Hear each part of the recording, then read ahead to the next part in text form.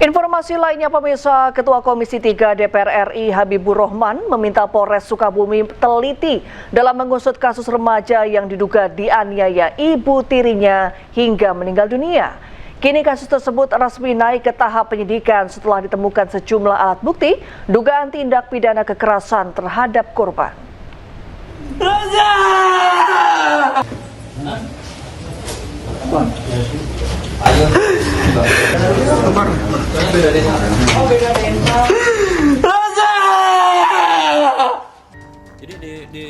Ketua Komisi 3 DPR RI Habibur Rahman menyoroti kasus meninggalnya seorang anak berusia 12 tahun bernama Nizam Safei di Sukabumi, Jawa Barat. Korban meninggal dunia karena diduga dianiaya ibu tirinya. Ada siapa? Dengerin.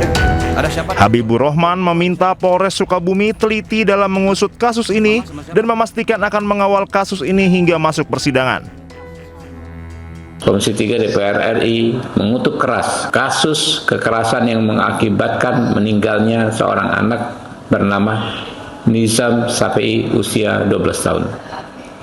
Kami meminta kepada Polres Sukabumi, Jawa Barat untuk mengenakan pasal 76C junto pasal 80 Undang-Undang Nomor 35 Tahun 2014 tentang perlindungan anak kepada pelaku yang mengakibatkan meninggalnya Nizam Safei. Ancaman hukumannya dalam pasal ini adalah 15 tahun penjara. Kami juga meminta kepada Polres selaku penyidik untuk memeriksa dengan teliti apakah perbuatan yang dilakukan terhadap adik Nizam ini berkelanjutan atau tidak. Kalau berkelanjutan, maka hal tersebut akan menjadi pemberat bagi si pelaku penganiayaan yang mengakibatkan meninggalnya Nizam Safei. Kami akan terus kawal kasus ini sampai ke persidangan agar almarhum dan keluarganya bisa mendapatkan keadilan. Sebelumnya, kasus ini resmi naik ke tahap penyidikan. Polres Sukabumi menemukan sejumlah alat bukti yang mengindikasikan adanya dugaan tindak pidana kekerasan terhadap korban. Kapolres Sukabumi AKBP Samian menyampaikan polisi mengedepankan metode scientific crime investigation dan melakukan collaborative investigation dengan berbagai pihak. Perkara sudah kita naikkan pada tingkat penyidikan karena kita sudah menemukan beberapa alat bukti yang tentunya bisa kita yakini ini ada peristiwa pidana. So dari PR kita sudah melakukan PAI, kemudian kita sudah naikkan sidik dan kita saat ini sedang mendalami dalam berita acara pemeriksaan yang tentunya kita tidak gegabah. Kita akan cek semua alibi. Sedangkan hasil dari otopsi sendiri kita masih menunggu dari ahli forensik yang tentunya nanti akan mendukung pembuktian kita. Terkait ibu tiri korban berinisial TR yang ramai diperbincangkan, Kapolres Sukabumi memastikan yang bersangkutan telah diperiksa. Polisi masih mengusut kasus ini. Belum ada tersangka yang ditetapkan. 16 saksi dan ahli pidana diperiksa dalam mengusut kasus tersebut. Dari Sukabumi, Jawa Barat, Budi Setiawan, iNews melaporkan. Sementara itu pemirsa, viral di media sosial diduga rekaman suara Teni Rida, ibu tiri Nizam Safei yang berharap tewasnya korban tidak diperpanjang. Apa dengan adanya diotopsi, dengan adanya diviralkan, apa keuntungan buat saya? Yang namanya tahlil di kampung itu harus pakai uang, saya yang ngurusin. Apa ada netizen atau orang-orang yang merasa sok kasihan ke anak? Kalau kasihan, sok sumbang. Pokoknya ini kan gini Pak, kalau saya sih berharap ini tidak diperpanjang, tidak dipersulit, tidak dipermasalahkan. Toh anak saya kan sudah hilang, sudah tidak ada, saya berduka ini. Apa dengan adanya diotopsi, dengan adanya diviralkan, apa keuntungan buat saya? Anak tidak bisa hidup lagi, anak sekarang dikuburkan di Pulasara harus pakai duit. Ada tidak sih yang membantu saya kan gitu?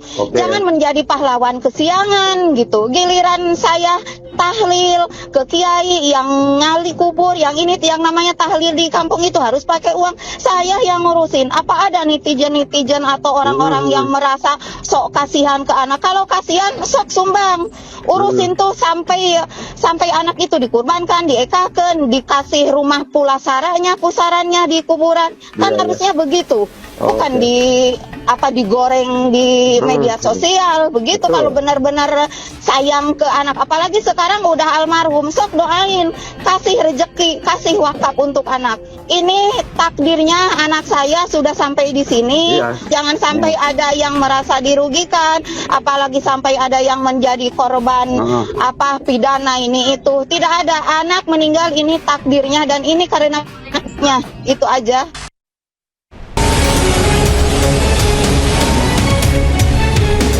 Akibat sopir tertidur saat mengemudi, 2 bus Transjakarta saling bertabrakan di Jalan Layang Cipulir, Jakarta Selatan.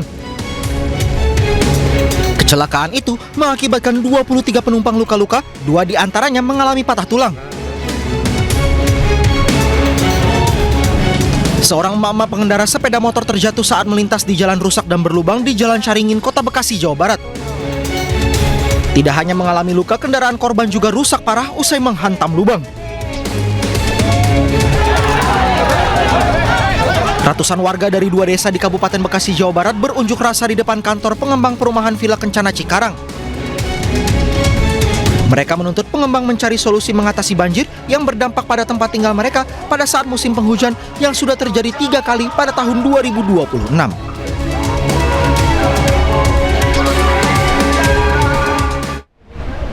Pemirsa, baru 2 bulan dilantik jadi polisi, anggota Ditsamapta Polda Sulawesi Selatan Bribda Dirja Pratama kembali ke rumah dalam kondisi tidak bernyawa, diduga dianiaya seniornya. Usai diotopsi, jenazah dimakamkan dalam suasana haru dengan upacara militer. Penurunan jenazah ke liang lahat. Ibu Bribda Dirja Pratama terduduk menangis di depan pusara, tak kuasa menahan kesedihan kehilangan putra kebanggaannya. Bahkan ia terpaksa dipapah keluarga saat upacara militer penghormatan terakhir. Jenazah Bribda Dirja Pratama dimakamkan di TPU dekat rumahnya di Desa Pincara Patampanua, Kabupaten Pinrang, Sulawesi Selatan, Senin pagi. Di usia 19 tahun, baru 2 bulan dilantik menjadi polisi, Bribda Dirja pulang tak bernyawa, diduga dianiaya seniornya. Kematian Bribda Dirja meninggalkan luka mendalam, terutama Aibda Jabir sang ayah yang juga anggota polisi. Harapan kami, kalau bisa anak kami Dirja Pratama kembarnya itu diterima dan lolos untuk meneruskan perjuangan daripada almarhum. Buktinya sekarang sampai dinas.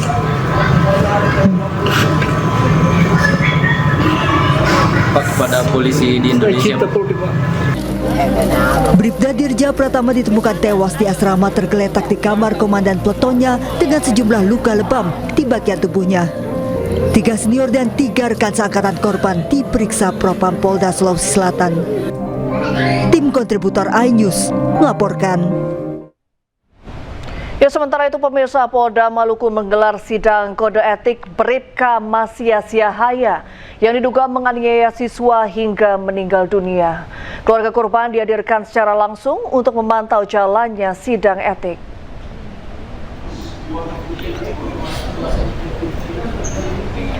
Ya, sidang kode etik terhadap Bribda Masya Siahaya digelar siang tadi, dihadiri langsung oleh keluarga korban. Keluarga korban dihadirkan secara langsung untuk memantau jalannya sidang kode etik oleh Propam Polda Maluku. Kapolda Maluku memfasilitasi keberangkatan orang tua dan kakak korban dari Tual ke Ambon untuk menghadiri persidangan sekaligus berobat. Polda Maluku berkomitmen untuk mengusut kasus ini secara tuntas dan transparan agar Bribda Masyas bisa segera diserahkan ke penuntut umum. Ini saya bisa mundur. Cahaya. Proses hukum kita laksanakan Polres Tual yang melakukan pemeriksaan karena saksi-saksi banyak di sana sehingga untuk mempermudah prosesnya.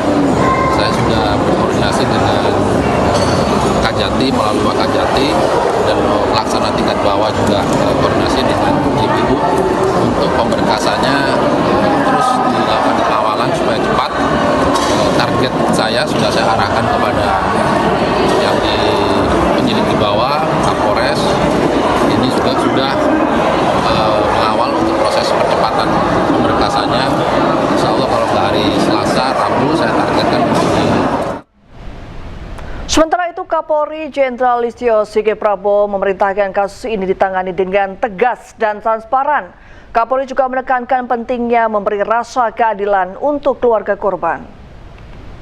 Kira saya sudah memerintahkan kepada Kapolda, Kadipropam, ambil tindakan tegas, proses tuntas, beri rasa keadilan bagi keluarga korban. Dan saya minta informasinya, prosesnya transparan. Dan saya kira nanti secara teknis Pak Kadip Humas nanti akan sampaikan di event yang disiapkan. Juga kan udah jadi tersangka itu ada kemudian secara anggotanya di Ya, saya sudah perintahkan untuk diberikan